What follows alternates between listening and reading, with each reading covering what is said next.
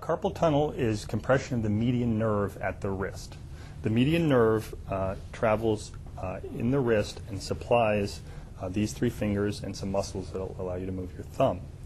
And the shape of the wrist is essentially a bony cup. And the nerve, with some tendons, runs in that cup.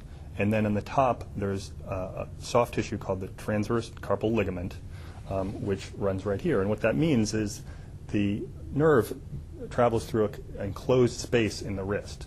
And in carpal tunnel, what happens is that enclosed space causes compression on the median nerve and causes symptoms.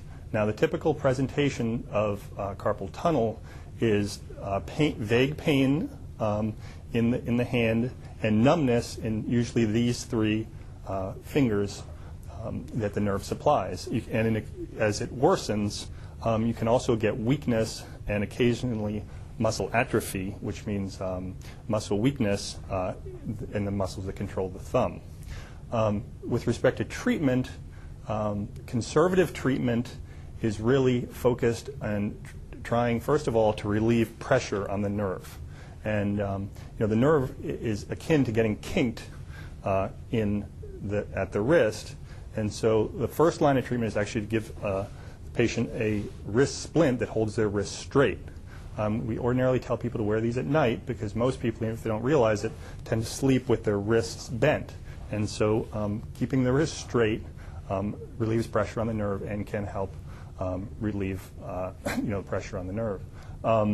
Additionally, there is physical or occupational therapy can help. There's various modalities to try and decrease the inflammation in the nerve. And there are also steroid injections that can be performed in the wrist, again, to cut down inflammation. And those are kind of the mainstays of conservative treatment. And usually those are tried first, and if those are not successful, then we progress to a surgical release, which has a very good track record and is quite successful.